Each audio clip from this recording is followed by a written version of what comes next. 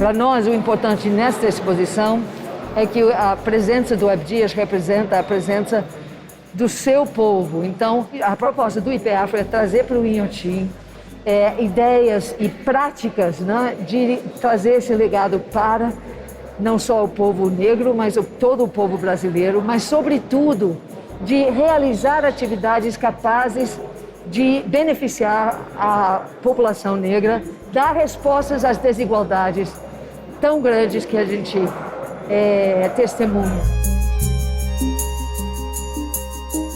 Eu acho interessante a gente pensar na perspectiva de que ele sempre tenta trazer outros referenciais, né? Ele traz a perspectiva africana, ancestral, ele desconstrói mitos. Por exemplo, os africanos não têm escrita. Então ele desconstrói a partir da obra dele, apresentando a simbologia dos povos das Antas. Então acho que esse que é o ponto central. Abdias é um cara que ele é um derrubador de mitos. Esse é um quadro importante e acho que muito relevante para o nosso cenário atual.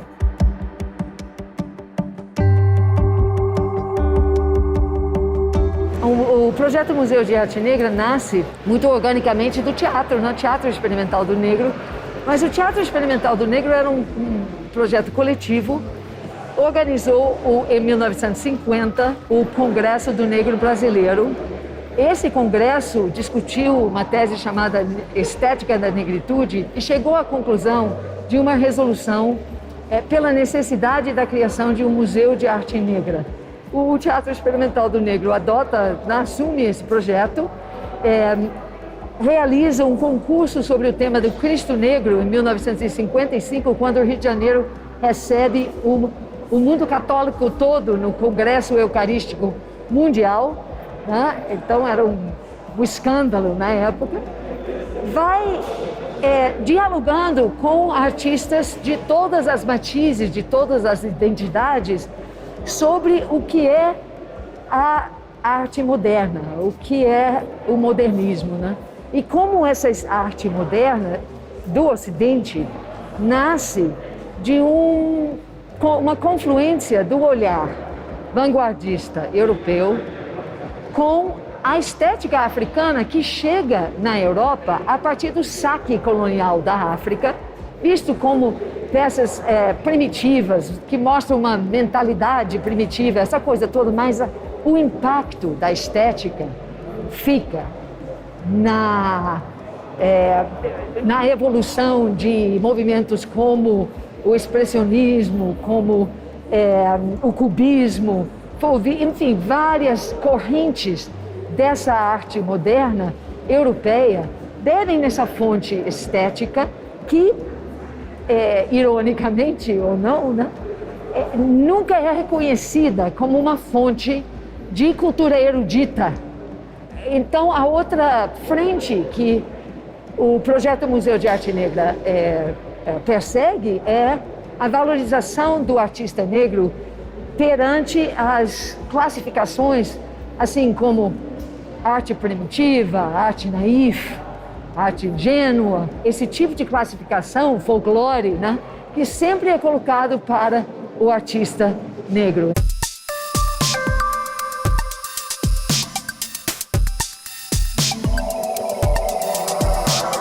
É uma parceria com o IPAfro e ela começa com essa exposição que chama Primeiro Ato, Abdias Nascimento, Tunga e o Museu de Arte Negra, porque é uma exposição sobre a relação do Abdias com Tunga e uma apresentação da primeira parte de um primeiro recorte do acervo do Museu de Arte Negra que inclui o IPAfro, né? Que é o museu que Abdias Nascimento criou com obras de artistas negros e brancos, mas que tinham como cerne na produção ou como parte da produção estética questões da cultura negra.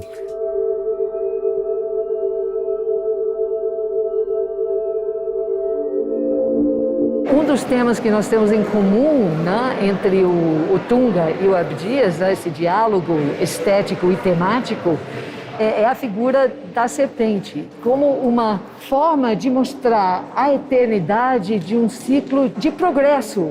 Na obra do Tunga, aparece e reaparece. Ele trabalha com serpentes vivas, né? Faz essa dança, como nós vimos aqui, e também o círculo que está aqui, em 3 parábolas, vamos dizer, né, de toda a riqueza que representa esse símbolo tão simples, mas tão cheio de significado. O nome desse trabalho é Evocação ao poeta Gerardo Melo Mourão.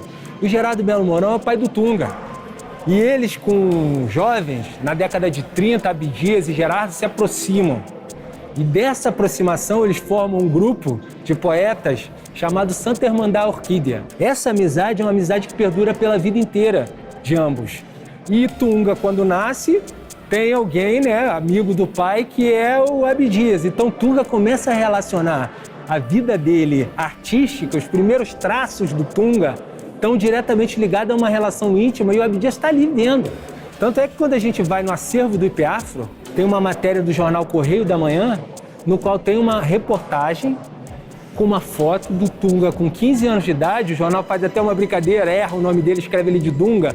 E o Tunga falando da importância da arte negra para ele, para romper os grilhões das imagens renascentistas. Esse artista que se tornou o primeiro brasileiro a expor no Louvre, um museu importantíssimo do mundo, foi um cara que cresceu com o Abdias falando assim: meu camarada, ó, tá tudo bem, vamos expandir isso aí.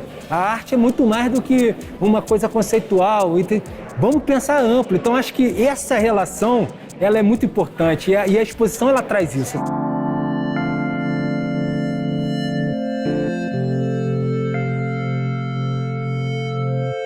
E aqui, nesse quadro, o Abdias traz todos os poetas daquilo que essa amizade, na década dos 30, constrói a Santa Irmandade Orquídea, né? Então, aqui nós temos, falando da Amereida, a referência é a Godofredo Iome. Nós temos Napoleão Lopes Filho, um dos outros poetas brasileiros, com o Macho da Sibila. Juan Raúl Young, dentro do círculo ali, Juan em seu labirinto. E o País dos Mourões, que é referência a Gerardo Melo Mourão.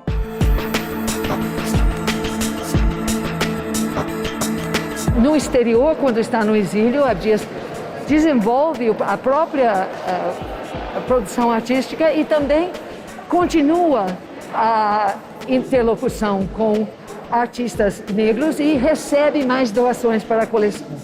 Então, quando a gente volta em 1981, criamos o Instituto de Pesquisa e Estudos Afro-Brasileiros, que, a partir desse acervo, realiza ações e atividades na direção do ensino da história e cultura afro-brasileira.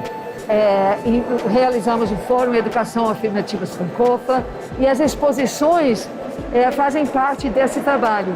E depois disso, várias outras em diferentes cidades do Brasil, até chegar aqui no Inhotim.